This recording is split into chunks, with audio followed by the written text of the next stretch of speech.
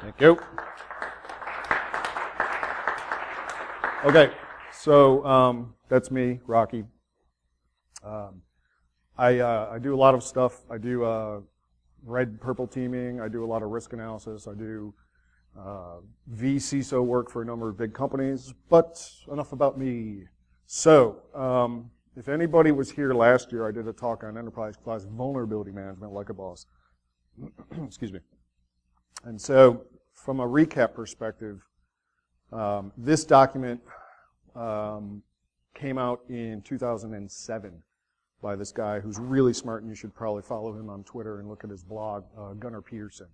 But basically, this paper broke down essentially a well-documented security program, how it should look, right? All the components of a real security program, starting with risk management, policy standards, etc., breaking down into processes like vulnerability management, like threat management, which we'll be talking about today. So I encourage you to look that up and you know, give it a whirl. It may not suit you in every vertical, depending on what vertical you are actually a part of, but I find it very, very good. So very briefly, up here, this is the since 2009 the spend in trillions of dollars worldwide in information technology according to Gartner. Take that with a grain of salt. It's Gartner. Below that here, it's the number of breaches from the Verizon DBIR. You can see that for the most part, we're spending a lot more money, and for the most part, the breaches still continue to go up. So I think that's a problem with that. Real briefly, most organizations get that protecting their business critical data is crucial, right? It's an important thing. But most organizations are going about it in different ways, right? And primarily two different ways that are incorrect from my perspective.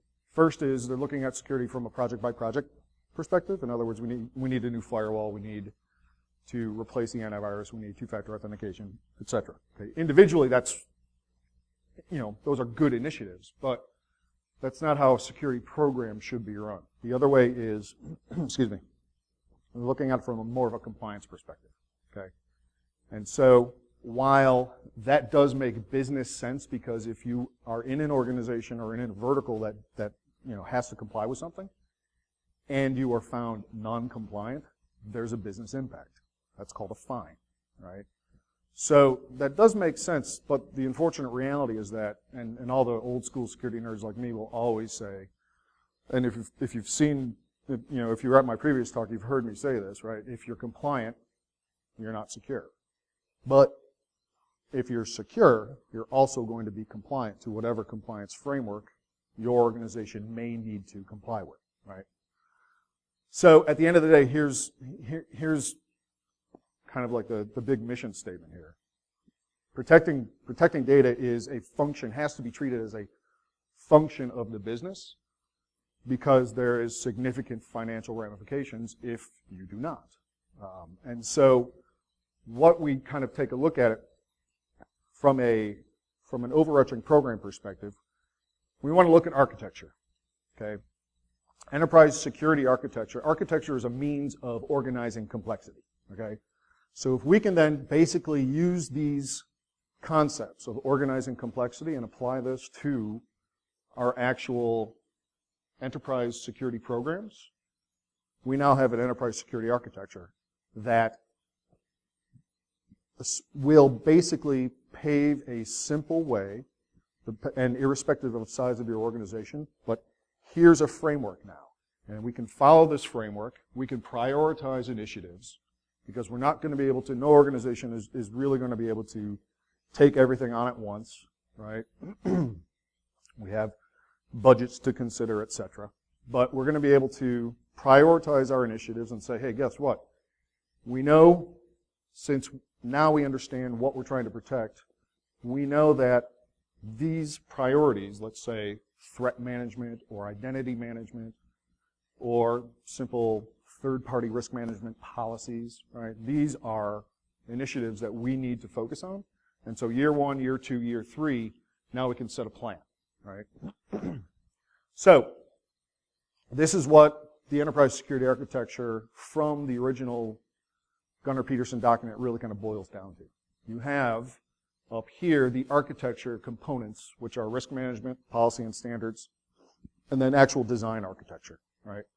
And those 3 are supported in some way, shape, or form by processes. Defense in depth, which is this is our, when we talk about security, this is what we typically think about. The firewalls are network security. Antivirus is endpoint security, right? So these are the controls that are really kind of enforcing everything. And then metrics. Metrics, the area of the enterprise security architecture that nobody does well, but it's exceptionally critical because this is how we communicate our technical needs back up into the business, right? We can't expect business leaders to be those experts and understand all the goofy stuff that we know, right? So we have to communicate that via metrics. So today we're going to be talking about threat management, one of our enterprise security architecture processes. Threat management is typically broken down into, okay, we've got controls, and all those controls then have some semblance of logs, etc., that we need to begin parsing through and figuring out, hey, is somebody actually attacking us, or do we have problems, etc. Monitoring, threat modeling, which I'll go into a little bit towards the end. Incident response, and threat intelligence, which has become, I think, this year's security conference drink word. So I'm not going to say it too much because I don't think we actually have much alcohol here, but it happens. Okay, so let's talk about challenges. Challenges with building a solid threat management program includes Moore's Law at the top, right? Moore's Law, processing power increases, it doubles every 18 months, I believe, is Moore's Law. But this then aptly applies to malware and everything else that is bad, right? So we're constantly fighting Moore's Law. Intelligence communication is actually very critical, super critical from a threat management perspective, right? When you get into enterprise environments, if let's say a server might have some malware, okay? There's a number of people that have to be involved in that, right? The network teams probably need to be involved in that so they can kind of maybe track down things like, are there command and control going to certain IP addresses? The server teams need to be obviously notified about all this. If you're mature enough to have an actual security operations center, dedicated security people, those guys are going to be spearheading basically the entire, monitoring and then potentially incident response process, right? So there's a lot of communication that must be, that must go into a good threat management program. Coordination, accountability. Accountability is critical, obviously. And this is where I've seen a number of threat management processes really kind of fall to pieces, right? If you can design your threat management process but unfortunately not, we don't have accountability in terms of who's responsible, and therefore, at the end of the day, potentially might be, losing their job because they didn't do it properly, then your threat management process is also not going to function as it should. Metrics I talked about. Talent is a problem, right? Talent is a huge problem because, for the most part, there is negative unemployment in information security, right? We don't have enough talent out there. So here's our challenges, right? And realistically, when you talk to really good SOC teams, established, mature incident responders, their morale tends to be like this. Now, raise your hand if anybody actually gets this reference. 1, 2, awesome. Thank you. All right, so anyway, threat management goals. So we want to obviously at the very top, we must have buy-in from the stakeholders, okay? Once we have buy-in from the stakeholders, and this is always a challenge, because depending on where you sit from a vertical perspective, protecting the data may not be, one of the business needs according to the executives. Just kind of depends on where you sit. But the buy-in is crucial. Now, there's a number of things that we want to utilize. We want to utilize existing other processes as well. Vulnerability management is a key example, right? Vulnerability management process on the one side of the house is all about understanding where, certain assets within the organization may have vulnerabilities that might be exploited by somebody who might be motivated to steal from you, okay? That's actually a threat model. But having that understanding of where those vulnerabilities are now gives us the ability, from a threat management perspective, to really kind of look at it holistically and say, okay, now, since we know where these vulnerabilities are, we can build our monitoring program and our incident response programs accordingly, right? So that if X asset over here has vulnerabilities and we know about it, but we can't maybe fix because they control PLCs in a manufacturing or plant network, right? Then our threat management process around monitoring and incident response can be built accordingly, and specifically for quicker detection, okay? And this is where monitoring really becomes one of the key components of your threat management process. Threat prioritization is also very critical. It's one thing if somebody falls victim to a phish, right? And let's just say, they click on something that they probably shouldn't have. Okay, so that's one instance. Who is that person? Is that person of importance within your organization? Is that person who just got phished, let's say, one of the people that develops your intellectual property? Or is that person who just got phished, let's say, Mary in accounting? Still very important potentially, but different. And so being able to understand not just what the attack is from a monitoring perspective, but also who's it affecting is crucial to prioritizing threats. Okay, so at a very high level, does anybody, actually, let me ask a question. Does anybody know what the ASDS version 2 is? Anybody familiar with the Application Security Verification Standard? 1, awesome. 2, better. So, OWASP put together basically a software development / SDLC, software development lifecycle framework called the Application Security Verification Standard. If anybody was familiar with the OWASP Top 20, I apologize because it's a complicated mess, and to a degree tends to be unimplementable, if that is a word. I'm not sure if that's a word, but recently the 2014 version of the ASDS was released, and I love it. It's fantastic, and I'll kind of walk you through it real quick. Still, in relation to just the base ASDS, the ASDS breaks down maturity of your software development and software development lifecycle into levels 0 that we don't really care about because it's level 0, right? But levels 1, 2, and 3. And so if you meet these certain criteria within your software development lifecycle, then you can achieve level 1 maturity for, according to the ASDS framework, okay? So it's a pretty simple setup. So the levels, opportunistic is level 1, and briefly it just, indicates that an application can adequately defend itself against application security vulnerabilities that are easy to discover. Okay, that's pretty simple to realize. Now, when you take a look at, and I'll show you an example a little bit later, but when you take a look at the actual ASDS, they just have a spreadsheet, right? And they have a number of different sections, and each section has a number of requirements.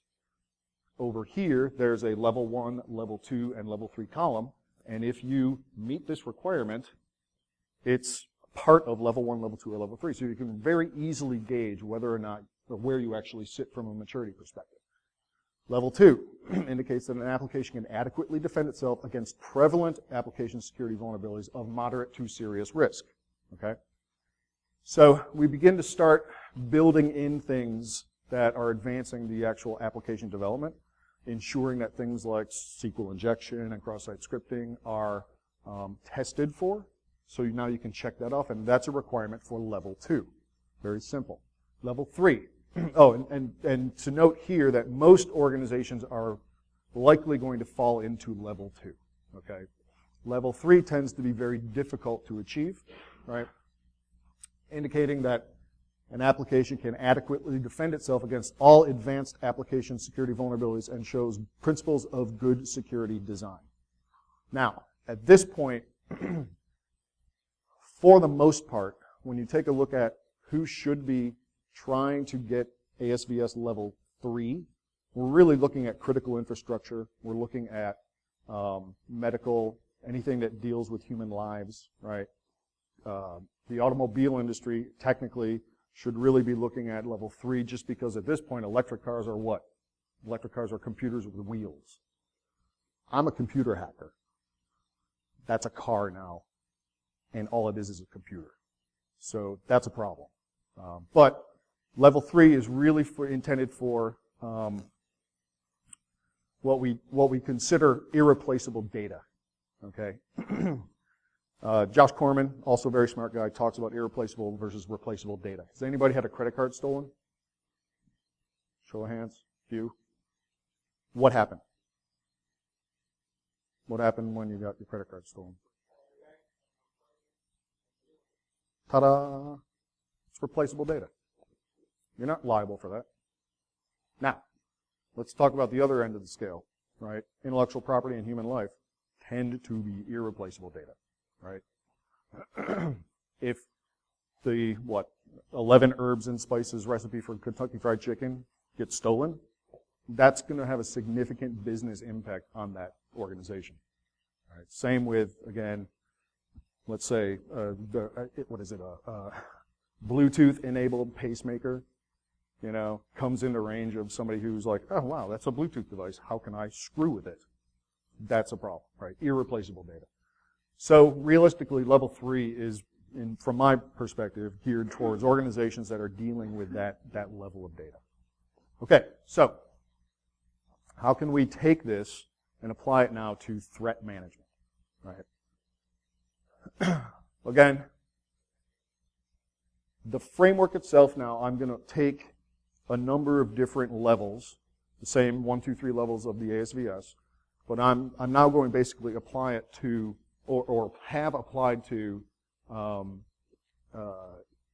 different elements and variables of threat management programs. So now we can adequately gauge our maturity, right? That's the key point here, right? It's not about, for example, what a PCI audit. Do you scan for vulnerabilities? Yes or no? Okay? That's kind of pointless. It doesn't really tell us how mature we are within our vulnerability management program, right? So the whole point here is to be able to now apply this framework and ask that question. How mature is my threat management process? And how can I, what can I prioritize? What can I look at? And how can I improve? So again, level 0, we're not really going to talk about because it's level 0. Okay, level 1. Level 1 indicates that the organization can adequately defend itself against non-targeted threats that are easy to discover. Such threats are typically discovered with minimal to low effort, and threats to that particular organization are going to come likely from attackers using simple techniques and automated tools. So if we can achieve level 1, this kind of low bar, okay, now we have an understanding of our maturity. So what does that really mean? Well, in my opinion, I came up with this list that I feel is good enough for an opportunistic level 1 threat management process using the ASDS framework. So we're looking at the organization does not have a dedicated InfoSec or risk group. There's a reliance on rudimentary alerts, right? Firewalls, whatever, IPS, antivirus. No centralized logging, in other words, no SIM, so we're not really correlating anything. There is a process in place for handling malware, right? That's typically a help desk process. The threat intelligence drink bullet here is sporadic, things like SANS alerts or InfoWorld articles, etc. Nothing really complex here. There may be an open source or commercial vulnerability scanning tool, and the organization is likely comfortable saying that I've achieved compliance with, let's say, a NIST framework, so therefore I'm secure, which is not true. But we'll just kind of keep it like that, right? So level 1 ASVS for threat management. I think this makes a lot of sense. So let's talk about level 2 now. The organization can adequately defend itself against prevalent threats of moderate to serious capability, including hacktivists and non-targeted organized crime actors. Again, like level 2 ASVS, straight plain vanilla ASVS, most organizations should target level 2. So what does this actually look like? At this point, we're talking about, yes, there is a dedicated InfoSec risk group, which does include dedicated monitoring resources. Now that could be one person, but it's still getting to where we want to be, right? There's an integration with the existing level 2 vulnerability management process, right? So we also have to have a level 2 vulnerability management process that is looking at things like, sure, we're scanning for vulnerabilities within the environment, but also now, how soon are we mitigating these vulnerabilities, right? And the metrics associated with time to remediation, right? So the maturity of the vulnerability management process is also actually a key indicator here. Basic monitoring framework and SIM deployment. Is anybody here in actual monitoring SOC or working with SIM technologies? A few. It's a rough job, right? Getting a piece of software to adequately correlate logs from all of these vicarious sources is a tough job. And you have to go through, the good ones that I've seen go through probably a 2 to 3 year process of actually, weeding out false positives and tuning it to the point that it's not overwhelming you. And it's a hard job, without a doubt. There's a documented incident response framework. This is critical, right? In addition to early detection, which is really at this point from a threat management process, early detection is key, right? But if you detect something, now what are you going to do? And this is where a lot of organizations also stumble. And we'll talk about a little bit, I'll go through some examples, but this is where that whole threat prioritization really starts to have some value.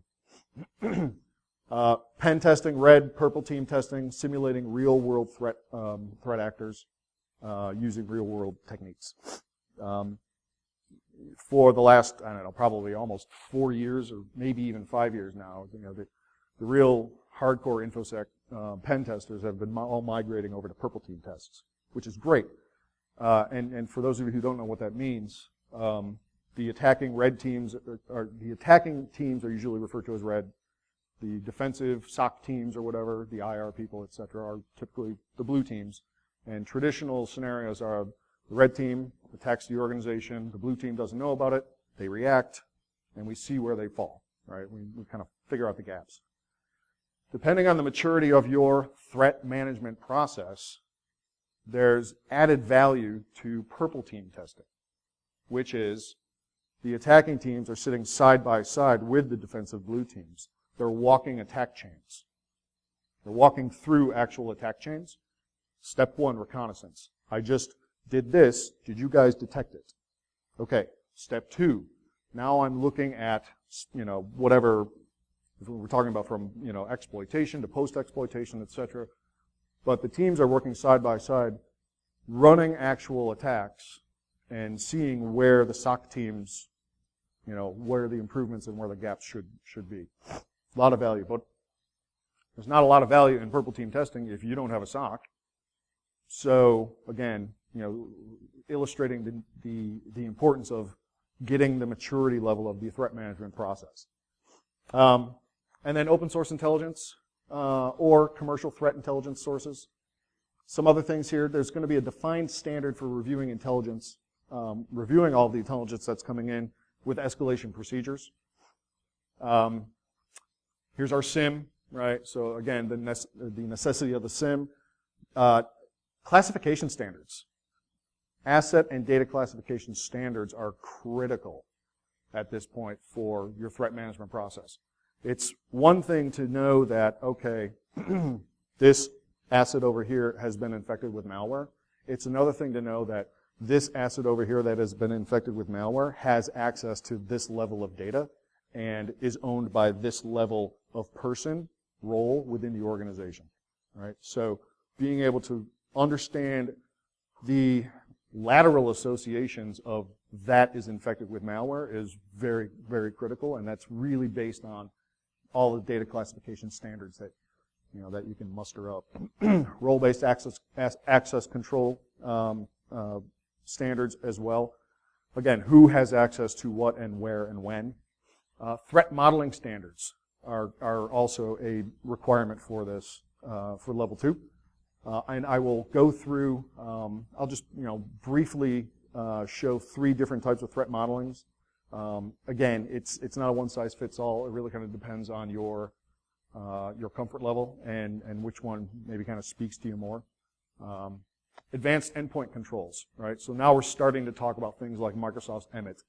We're starting to talk about things like behavioral, things that are looking at endpoint more than just your antivirus signatures, right? So some type of behavioral, etc. Some examples include AMP, Falcon from CrowdStrike, the Carbon Blacks of the world. So that guy's really important too, right? I realize that that word is also can open up basically a gigantic can of worms, like in terms of, okay, well, what kind of encryption are you talking about? Where, when, etc. Is it in transit? Is it at rest? But at the end of the day, you need to have that understanding of what's important, how is it classified, when should those classifications of data, when should they be encrypted, where and when, etc. So I realize that that's a vague one, but that is kind of complicated as well. Okay, so that's, in my opinion, level 2, how I feel that an organization who wants to achieve a level 2 maturity from a threat management process, that's how I think it should look. Level 3, now we're again talking about critical infrastructure, etc. Where most organizations are going to look to achieve the maturity level 2, level 3 is pretty advanced.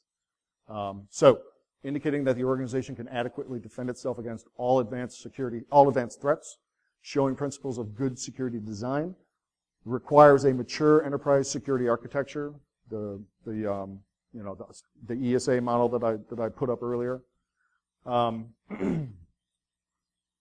So, what does this look like?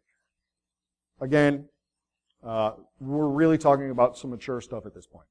We have to have this threat prioritization standard, typically broken down into triage, suspect, and then incident, right? So at some point, levers need to be talked about from an IR perspective. In other words, okay, we know that our domain controller has been breached. That's bad. Now, what levers are we going to pull to minimize the damage and be able to try to mitigate that, right? Do we, and an example of a lever could be the reset globally of all of your user base's passwords. And the reset of, let's say, the Kerberos ticket password, which is a giant problem if that thing is breached as well. These are, again, advanced levers, advanced levers associated with the prioritization, but they need to be not just talked about, but documented, and then run through from a tabletop perspective. Incident response tabletop exercises, if you can combine those with purple teams, that's also really fun and valuable as well for all parties. Mature IR framework, right? Including including the RACI framework. I forget what that was for. Actually stands for. Again, and I mentioned the tabletop exercises, right? So simulating things like the domain breach, simulating things like ransomware, right? What is the organization going to do in this scenario when this asset is affected and that asset is owned by this role within the organization? How do we react? All threat investigative activity is documented in some type of internal content management system. Honeypots, and in particular, things like DCEP. Does anybody know what DCEP is? So DCEP is a really interesting, little honeypot.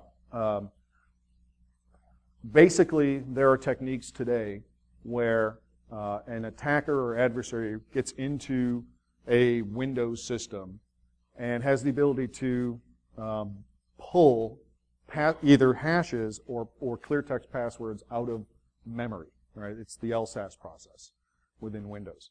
So DCEP basically is a honey hash honeypot. In other words, it will place fake hashes, password hashes, into memory, and when they get pulled, your SOC team can get notified that, hey, this hash just got pulled out of memory, and that's a fake password hash.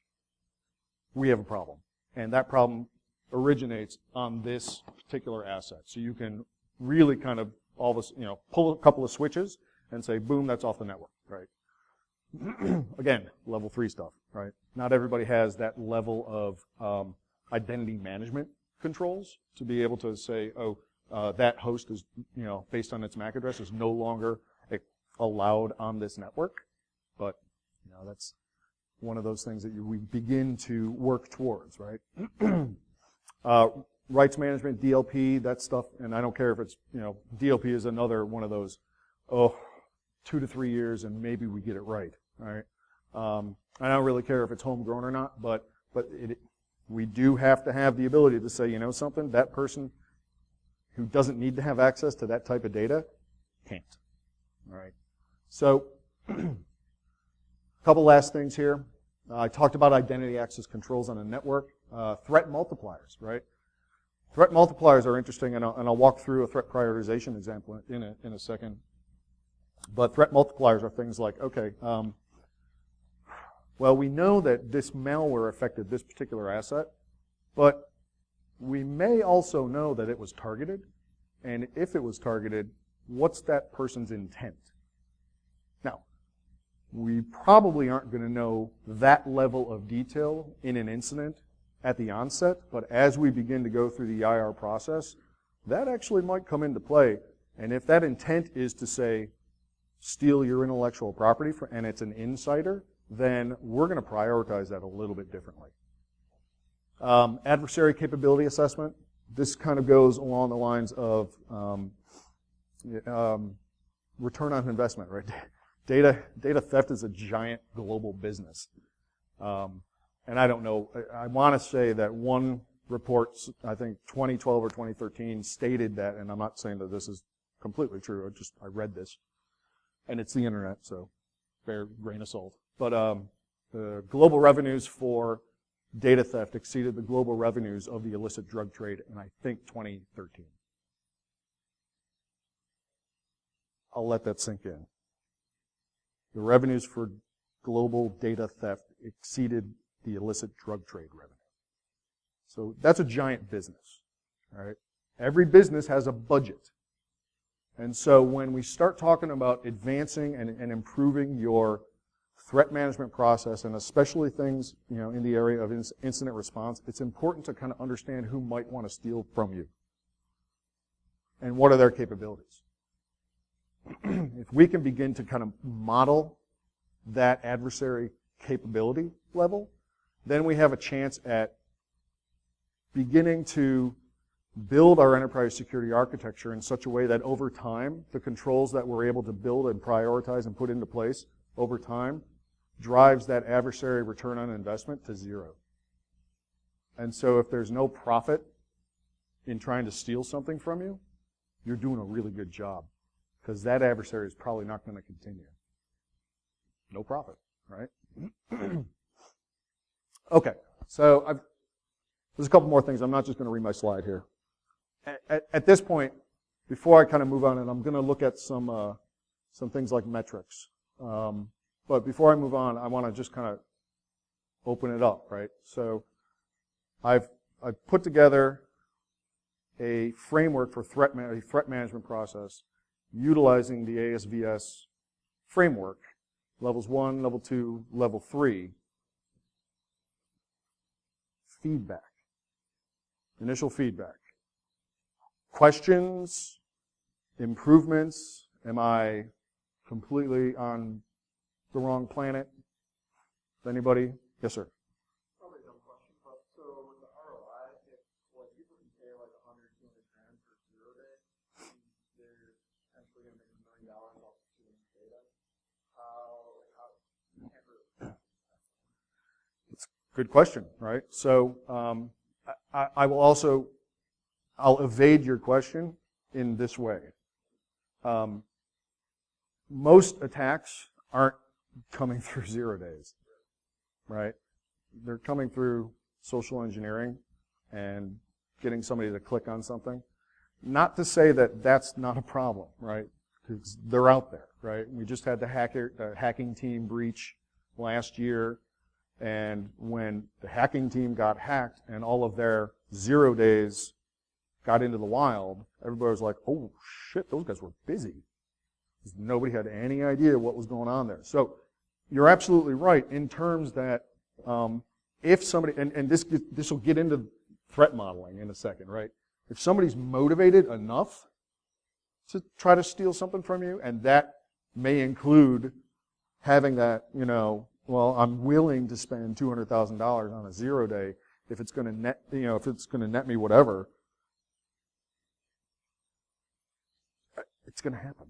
If you're really targeted, you're going to get breached. That's really kind of at the end of the day, right? If you are specifically, absolutely targeted for something that somebody knows that they can make money off of by stealing from you, they have as much time to try to do that. And I know that's a doom and gloom scenario, but it's kind of the reality. Now, all of this is going to help, right? Because all of this is all about detecting the way that they're doing it earlier, right?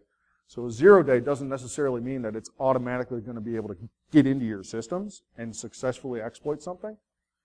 It may, but we're also looking at things, especially at level 3, we're talking about behavioral endpoint controls. We're talking about, segmenting this data from these people, right? There's a lot of hoops that adversary at level 3, even level 2, but definitely level 3, they're going to have to jump through a ton of stuff to evade all this detection that we're building. And at some point, it's a high probability that they're going to mess up.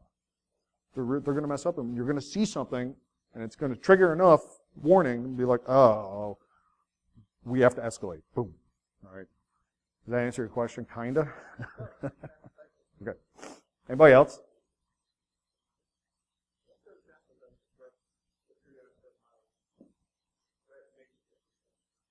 Oh, I'll show you. Yeah, I'll show you in a couple slides. Yeah. Okay, so I'm going to talk a little bit about metrics. Metrics are great. Okay. Again, this is how we communicate back up into the business. How much on time am I? Oh, okay. So, a little bit about metrics here. Here are some really good metrics that I like to help organizations develop. And I'll make these slides public. I mean, so if I'm going through these and you miss taking notes or whatever, don't worry about it. These will be up somewhere. Incident metrics, things like characteristics of that particular incident, timeline, number of systems targeted. Attack metrics, what's the actual attack vector, how sophisticated is the attack. Data metrics, right? So what data is actually being targeted, compromised, etc. Incidents by status, right? So this is really more of the whole incident by status thing is really more of depending on how your organization is getting to tracking these types of tickets, right? It might be a ticketing system. it may just be a completely homegrown, SOC-driven process, but incidents by status, whether or not this is a new one, has it been reopened, is it actually fixed, etc. And some of my favorites here: mean time to compromise. Mean time to compromise is pretty cool because when you start working with the red, the purple teams, etc., you can begin gathering these types of statistics. How long did it take for that particular, through this particular vector, how long did it take to compromise this particular asset? Now we have a set of metrics that we can begin over time, hopefully improving, right? Hopefully the next year you do a penetration test, the mean time for that compromise is much reduced because, hey, we had a whole year to begin developing, let's say, a level 2, a series of level 2 threat management processes, and now we detected that earlier. Awesome. Cost to disrupt, right? So how much realistically would it take from a time, energy, and money perspective to actually disrupt the business at a level that is unacceptable? Adversary means, adversary ROI we talked about.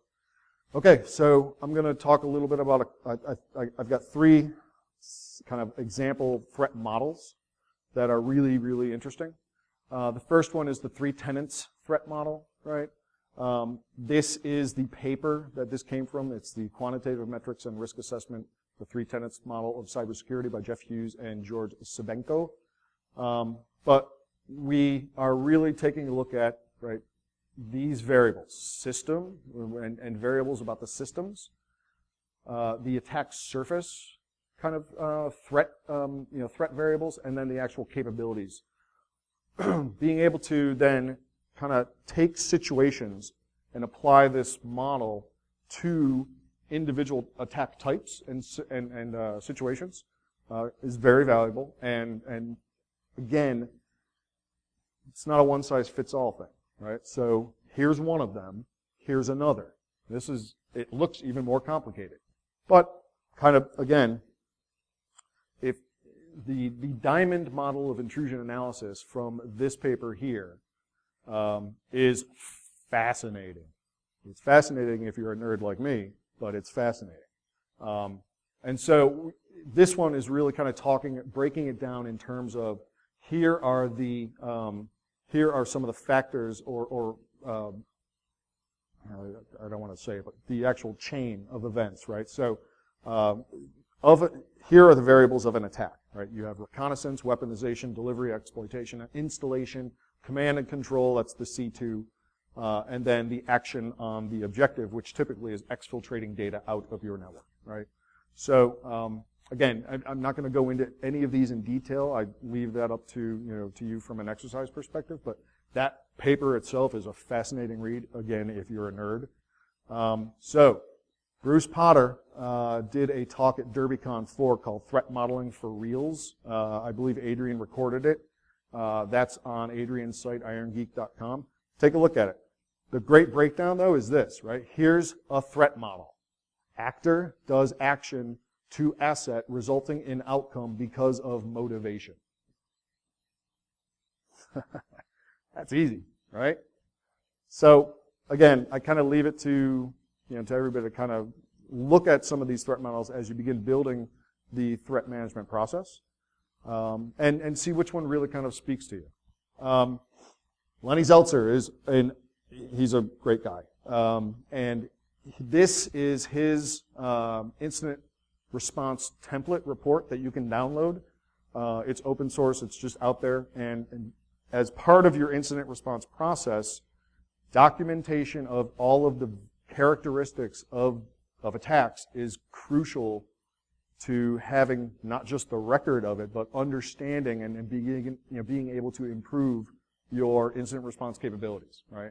So it's actually, I think it's like 15 or 16 pages long. Each incident should have one of these. And if you can build it into something like a content management system like SharePoint and say, okay, I've got it, as part of our incident response process, if we are at the point where we're pulling incident response triggers, click, new incident report, boom, bring this up and start documenting as you are actually, trying to learn, as you're responding to the actual incident.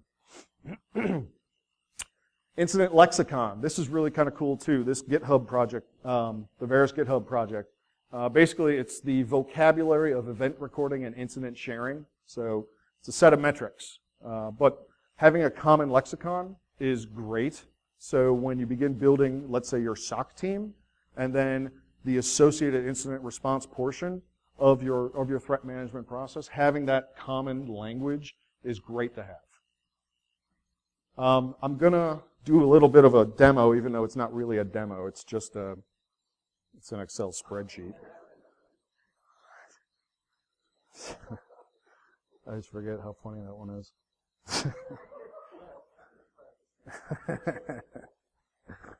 Oh, where is my Excel? There we are. Okay. So, this is an example of threat prioritization. It's just an Excel spreadsheet, right? So, we start with, up here, here's our inputs, right? We know we have a SIM, and here's all the things that are going into our SIM, right? You have your IPS, your antivirus, your endpoint protection, your EMET. How many people are familiar with Microsoft's EMET? E-M-E-T. Okay, cool. I highly recommend it, but it is a very difficult installation and maintenance in an enterprise environment. But if you can, please look into it, because it's looking at all these great behavioral things. What was that?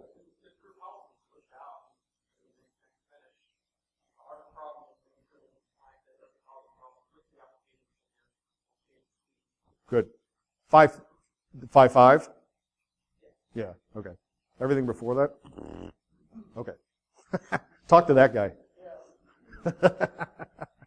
Okay, so here's our inputs, right? Now,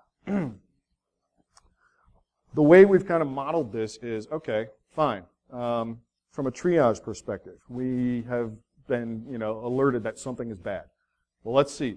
Let's figure out what it is, and let's say it's a Trojan. Okay, fine. How many are we looking at? Is it 20 to 50? Oh, okay, that's kind of bad. Corp ID. Now, Corp ID, what we ended up doing, and I don't have a demo of this, so I apologize, what we ended up doing is just writing a little simple PowerShell script that says, okay, we know that this asset is having a problem, and that asset is owned by this guy.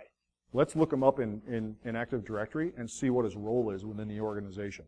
Now we can begin, now we have a level of importance that we can put to that person and add to our actual threat severity process. So in this instance, I'm just going to keep it at 5, right? And let's say he's a CEO.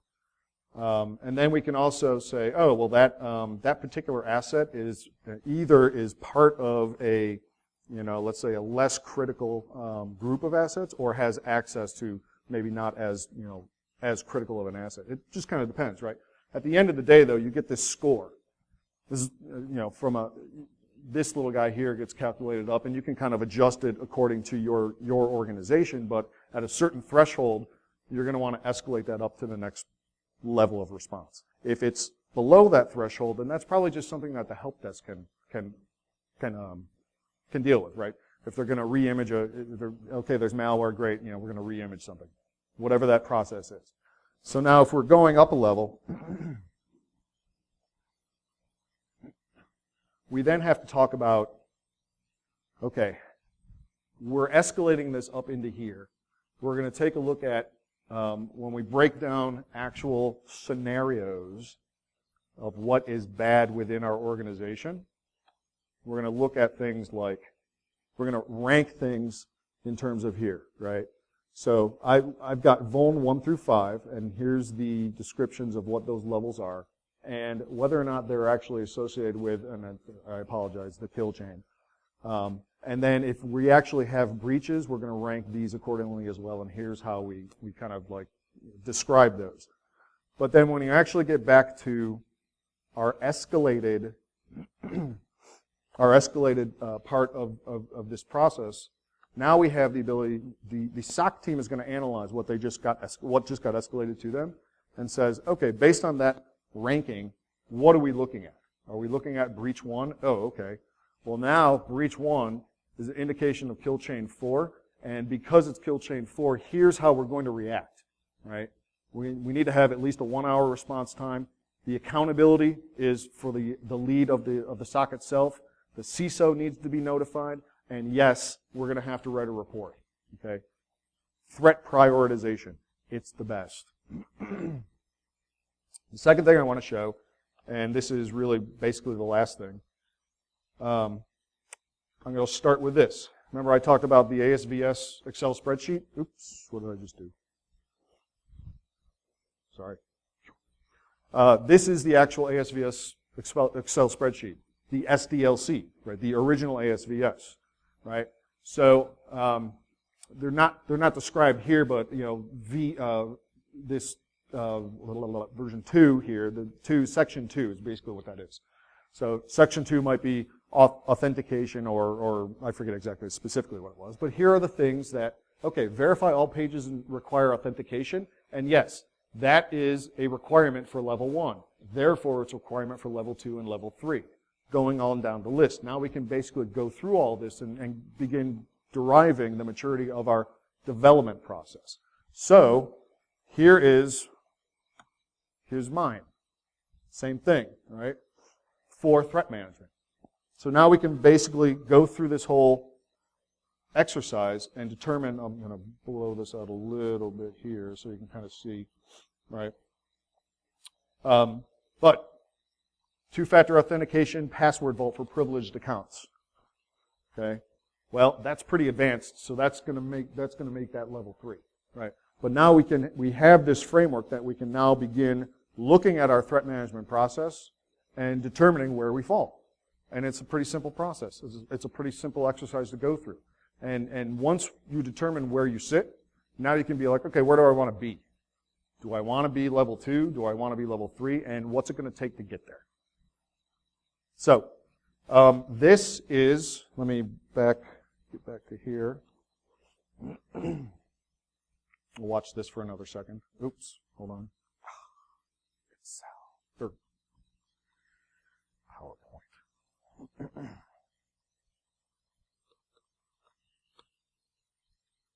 Let's say one more time. Yay. All right. Anyway, so what I just showed you, that the Excel spreadsheet, that's on GitHub. So also so I put it into both Excel spreadsheet and CSV. CSV is much easier to kind of like just edit and track and do within GitHub from a change control perspective. But here's the thing: my vulnerability management from last year is now there, and the threat management from this year is all there.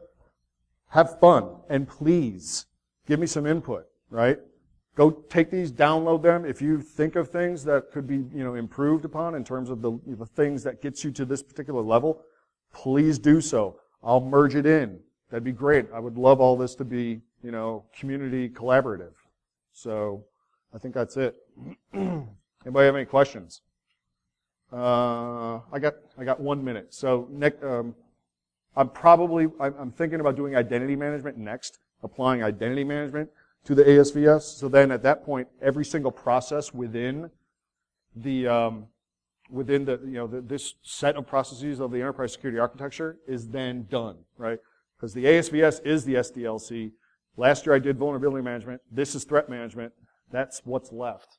So if anybody has any suggestions or wants to help out on that, that's it. So real quick, any questions? Here's some references. Questions? Sir?